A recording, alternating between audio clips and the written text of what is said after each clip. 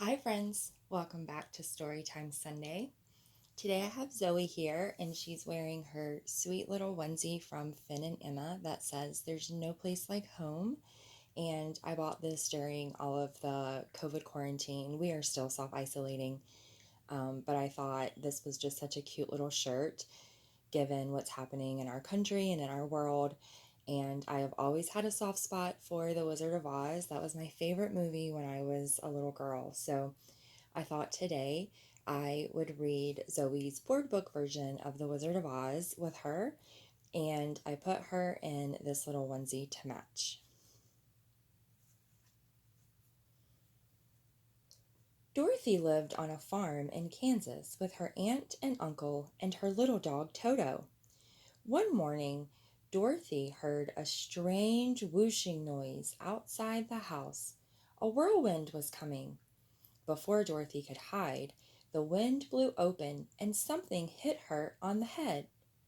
As she fell to the floor, she felt the house rise in the air and start to spin around and around and around.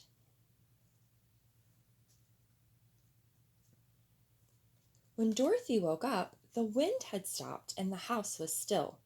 Cautiously, she opened the door. "Goodness!" she exclaimed.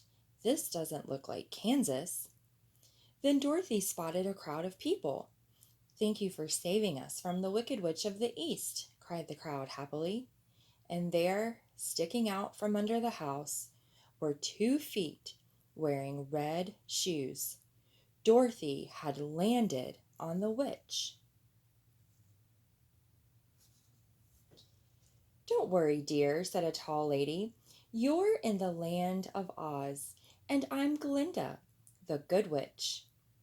"But how do I get home to Kansas?" asked Dorothy.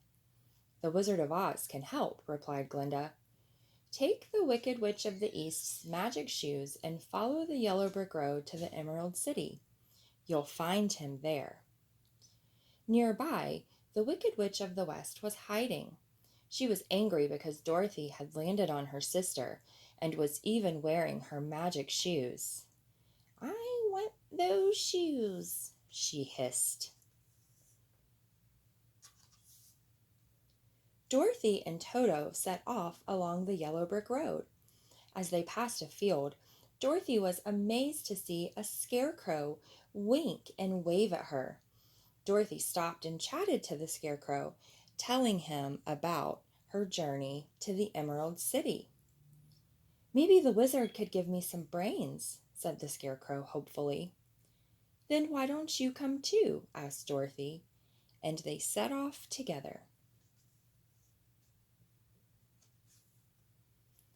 Soon Dorothy, Toto, and the scarecrow met a man made of tin who squeaked with every step. "I'll help you oil those creaky joints," said Dorothy kindly, telling him about their journey as she did so. "Perhaps the wizard could give me a heart," said the Tin Man hopefully. Later that day, a lion bounded out of the woods, and Toto barked at him bravely. "Boo-hoo!" cried the lion. "I'm supposed to be king of the animals, but I don't have any courage." "Come with us to see the wizard," suggested Dorothy. So he did. After a very long walk, the friends spotted the green glow of the Emerald City. "Look!" exclaimed Dorothy as they got closer. "Everything is green, even the people." The friends went to see the wizard right away. "I'll help you all if you bring me the Wicked Witch of the West's broomstick," he said. "We must do it," said the lion, "or I'll never get my courage." "Or my brains," said the scarecrow. "Or my heart," said the Tin Man. "And I'll never get back to Kansas," cried Dorothy. So the friends set off toward the Wicked Witch's castle in the west. They crossed mountains full of lurking wolves and tiptoed through forest full of scary bees and glowing eyes. But the Wicked Witch found out that they were coming and sent a troop of flying monkeys to stop them. The lion roared, the Tin Man swung his axe, and even the Scarecrow tried to fight. But the monkeys grabbed Dorothy and Toto and dragged them to the Wicked Witch's castle. "Ha ha ha," cackled the Wicked Witch. "Now the magic shoes are mine." The Wicked Witch was so excited about the shoes that she didn't notice Toto creep away to find the others to help Dorothy escape. Soon the friends had sneaked into the castle and freed Dorothy. When the Wicked Witch saw what was happening, she shot sparks at the Scarecrow, who burst into flames. Quickly, Dorothy threw a bucket of water over her friend. "Eek!" squealed the witch in surprise as some of the water splashed her and turned her into a giant puddle. Dorothy grabbed the Wicked Witch's broomstick, and the friends headed back to Emerald City. "Now the wizard will have to help us," she said. But they were in for a surprise. "I'm afraid I can't help you," said the wizard. "I'm just a normal man. I floated here in a hot air balloon, and everyone thought I was a wizard." Dorothy started to cry, and so did the Scarecrow, the Tin Man, and the Lion. "But I can give you these," said the wizard, handing the Scarecrow a certificate, the Tin Man a clockwork heart, and the Lion a big medal for bravery.